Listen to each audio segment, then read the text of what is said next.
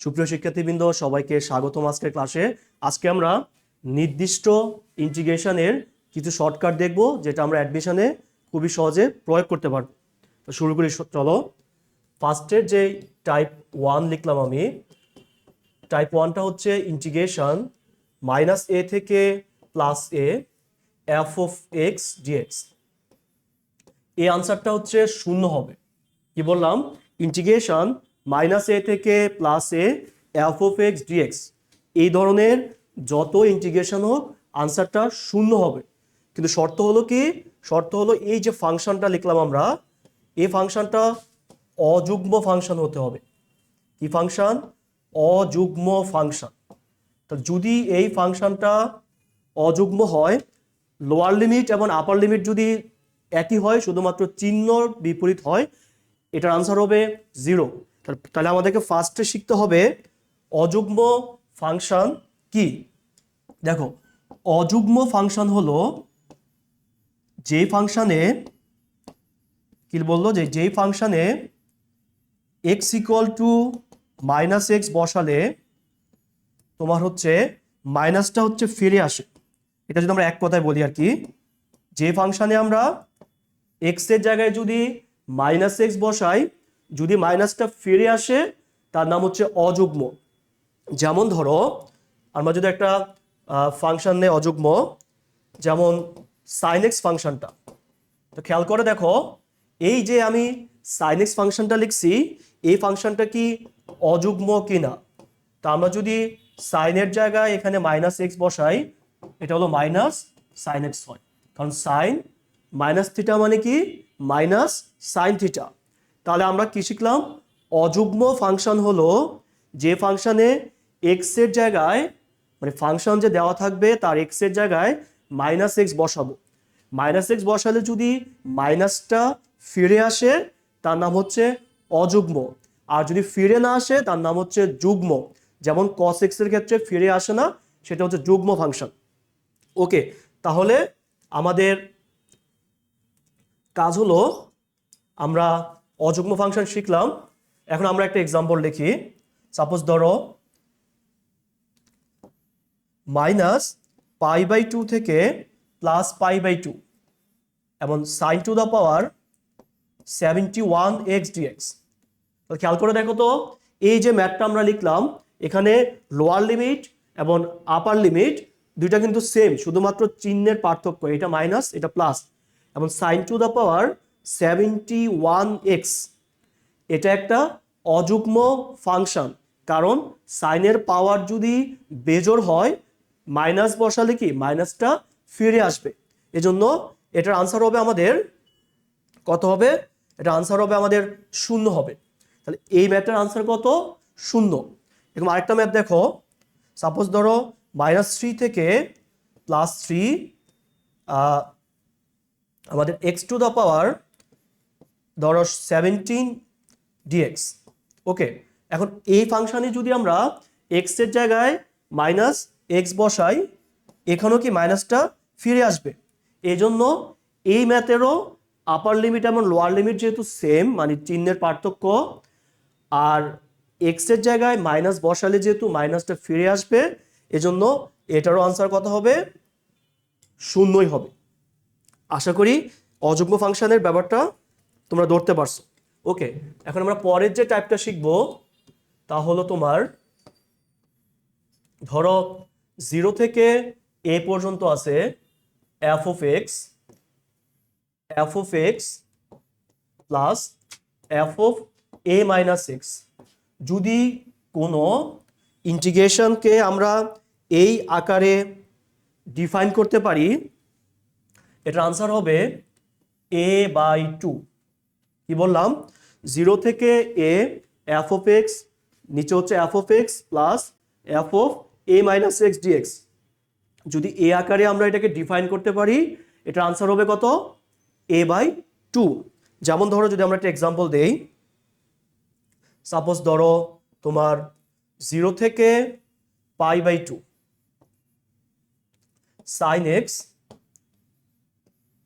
sin x plus cos x dx।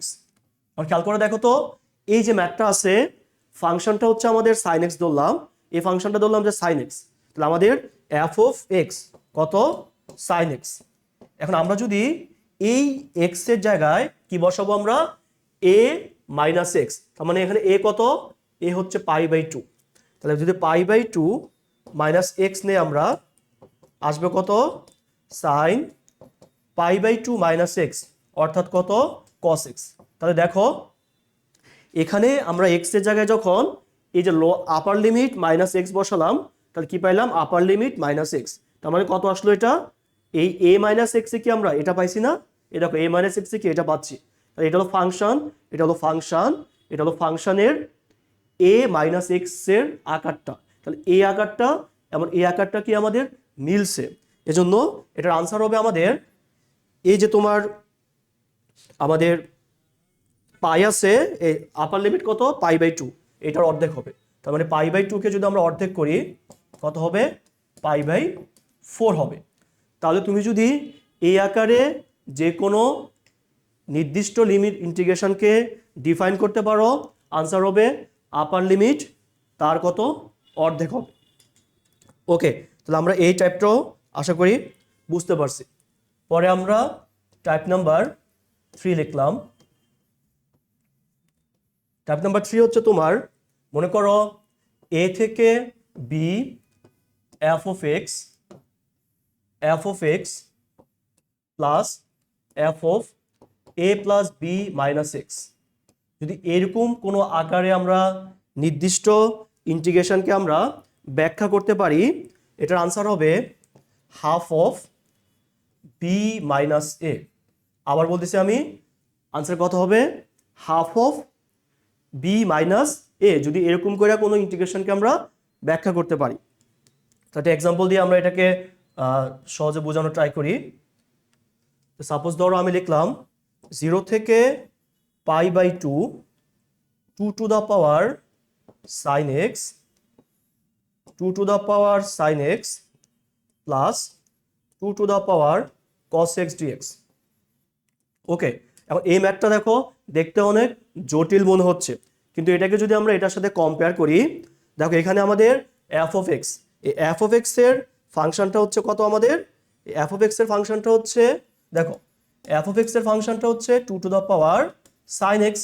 এখন যদি আমরা এফ অফ এ মানি হচ্ছে 0 আর বি মানি কত π/2, তাহলে 0 প্লাস π/2, এই যে দেখো এ প্লাস বি এক্স তার মানে মাইনাস এক্স, যদি আমরা করি তাহলে 2 to the power sine π/2 minus x হবে আলটিমেটলি, অর্থাৎ 2 to the power cos x.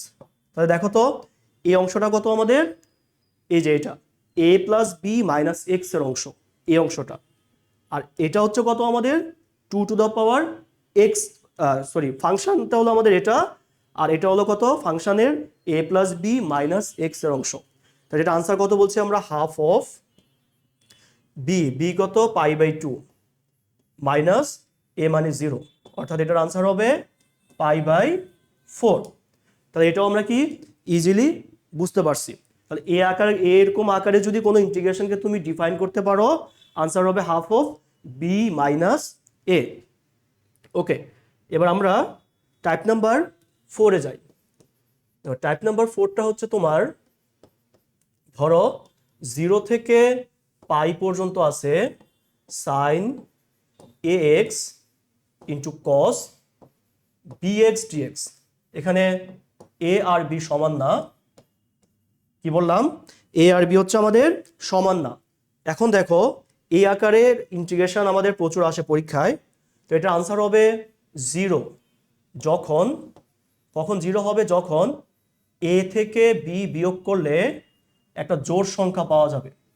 তাহলে এ থেকে বি বিয়োগ করলে যদি একটা জোড় সংখ্যা পাও আনসারটা হবে 0, আর অথবা হবে আনসারটা এমন দেখতে 2a divided by a square minus b square, যখন এ থেকে বি বিয়োগ করলে একটা বিজোড় সংখ্যা পাওয়া যাবে। তাহলে কি বললাম যদি 0 থেকে পাই পর্যন্ত হয় sign a x cos b x এরকম যদি থাকে, এ থেকে আমরা বি বিয়োগ করব, এ থেকে বি বিয়োগ করলে যদি জোড় সংখ্যা পাওয়া যায় আনসার হবে 0, আর যদি বেজোড় সংখ্যা পাওয়া যায় আনসার হবে 2a divided by a square minus b square. Okay, এখন আমরা একটা এক্সাম্পলের মাধ্যমে এটাকে ব্যাখ্যা করি। সাপোজ ধরো তোমাকে বললাম এক্সাম্পল 1, 0 থেকে পাই, ধরো 0 থেকে পাই সাইন ধরো 7x কস ধরো 9x dx। ওকে, এখন আমরা একটু খেয়াল করি এটার আনসার কত হবে। দেখো তো 7 থেকে যদি আমরা 9 বিয়োগ করি তাহলে 7 থেকে 9, আচ্ছা আমরা 7 না লিখে এখানে আমরা ধরো সাইন আমরা এখানে 11 লিখলাম আর কস হচ্ছে আমাদের 9। ওকে, আমরা যদি এখন 11 থেকে যদি আমরা 9 বিয়োগ করি কত আসে? 2 আসে। তা 2 হচ্ছে কি একটা, 2 হচ্ছে একটা জোড় সংখ্যা, এজন্য এই ম্যাথের আনসার হবে কত? 0। কারণ কি এ থেকে বি বিয়োগ করছে একটা জোড় সংখ্যা পাইছি।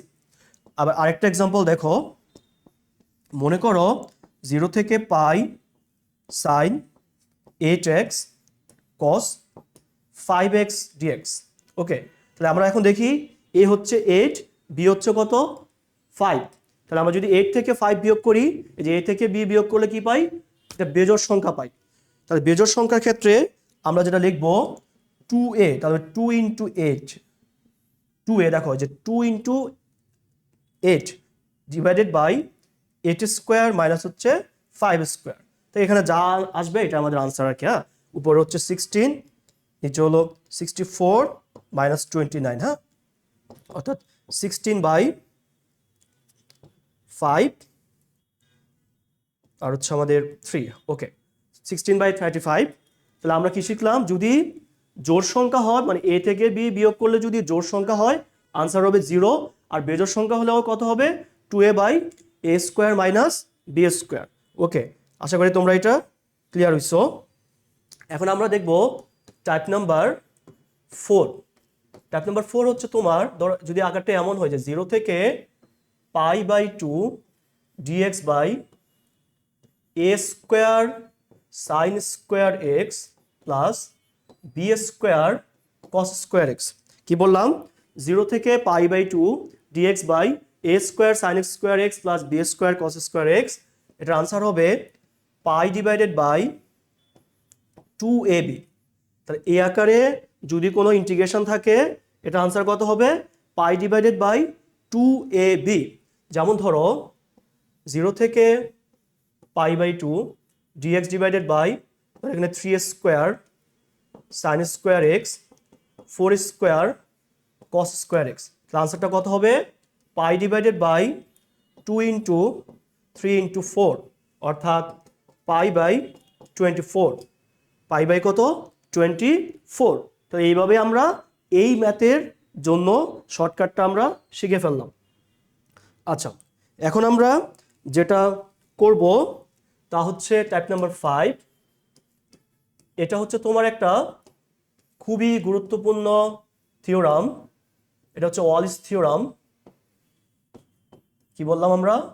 Wallis theorem. হ্যাঁ, ওয়ালিস থিওরামটা হচ্ছে তোমার উনি বলছেন যে এরকম যে যদি 0 থেকে π/2 হয় sine to the power nx অথবা cos to the power nx হয়, এই ধরনের যে কোনো ইন্টিগ্রেশনের আনসার হবে তোমার n-1/n, n-3/n-2, n-5/n-4 ইন্টু হলো π/2। ওকে, এবার এখানে শর্ত হচ্ছে তোমার n যদি জোড় হয় মানে nটা যদি জোড় হয় তখন π/2 এখানে হবে, আর বেজোড় হলে হবে না। n বেজোড় হলে হচ্ছে তোমার π/2টা ক্রস, এখানে π/2টা লিখবো না আমরা। তাহলে এটা হলো ওয়ালিস থিওরামটা। সাইনের পাওয়ার এবং কসের পাওয়ার যদি n তম পর্যন্ত যায় তবে লিমিটটা 0 থেকে π/2 হতে হবে। আমরা হচ্ছে n জোড় হলে আমরা π/2 লিখবো, বেজোড় হলে π/2 লিখবো না। ওকে, এবার আমি একটা এক্সাম্পল দিই তোমাদের বোঝার জন্য। সাপোজ ধরো আমরা লিখলাম যে 0 থেকে π/2 cos two the power 8x dx। ওকে, আমরা এখন লেখা শুরু করলাম। ফার্স্টেরটা হচ্ছে n-1/n, তার মানে 8 - 1/8। পরেরটা হচ্ছে 8 মাইনাস 3 বাই 8 মাইনাস 2, পরেরটা হচ্ছে 8 মাইনাস 5 বাই 8 মাইনাস 4, তাহলে পরেরটা হবে কত আমাদের 8 মাইনাস 7 বাই 8 মাইনাস 6। এবার একটু খেয়াল করো এখানে এটা আমরা কত পর্যন্ত লিখব। এই জিনিসটা হচ্ছে তুমি ততক্ষণ পর্যন্ত লিখবা যতক্ষণ না ঋণাত্মক মান আসে অথবা 0 আসে। খেয়াল করে দেখো, আমি যদি 8 মাইনাস 7-এর পরের পরটা কত লিখবো আমরা 8 মাইনাস 9 লিখবো, তাহলে 8 মাইনাস 9 লিখলে কি এটা ঋণাত্মক চলে আসবে, এজন্য এটা লেখা যাবে না, স্টপ করে দিবা। তার মানে এটা আমরা এই মানটা আমরা ততক্ষণ পর্যন্ত লিখবো যতক্ষণ না ঋণাত্মক বাকি 0 আসে। ওকে, যেহেতু এটা পরের বার করলে ঋণাত্মক আসবে এই জন্য আমরা এটা লিখবো না। এখন দেখবো আমরা n কি এখানে জোড় সংখ্যা, এজন্য আমরা একটা পাই বাই 2 গুণ দিব এখানে, পরে আমরা এখানে যা হয় আর কি এটা আমাদের অ্যান্সার। আশা করি এটা আমরা বুঝতে পারছি। হ্যাঁ, ওকে, এখন আমরা এটার আরেকটা যদি আমরা এক্সাম্পল দেই, ধরো 0 থেকে pi by 2 sine to the power ধরো 7x dx। এখন আমরা লিখবো কত এখানে n মাইনাস 1 বাই n, পরে লিখবো কত n minus 3 by n minus 2, পরে লিখবো কত আমরা n minus 5 by n minus 4। এবার দেখো তো পরের পরটা লিখবো কত আমরা n মানে 7 মাইনাস 5 এর পরের পদ কত 7 মাইনাস 7, এবং 7 মাইনাস 7 লিখলে এটা যদি 0 চলে আসে এজন্য আমরা কি স্টপ করে দিব, এখন আর লিখবো না। মানে এটা আমরা ততক্ষণ পর্যন্ত লিখবো যতক্ষণ না 0 বা ঋণাত্মক মান আসে। এখন পাওয়ারটা হচ্ছে কি আমাদের কত এখানে পাওয়ারটা যদি বেজোড় এজন্য আমরা এখানে পাই বাই 2 গুণ দিব না। আনসার হবে 6/7, 4/5, 2/3। ওকে, এখন এটা গুণ করলে যা হবে এটাই আমাদের আনসার। আশা করি তোমরা নির্দিষ্ট যোগজীকরণে যে ম্যাথগুলো আমি করালাম এগুলো অনেক ভালোভাবে বুঝতে পারছো। সবাইকে স্বাগতম, ভালো থাকবে সবাই।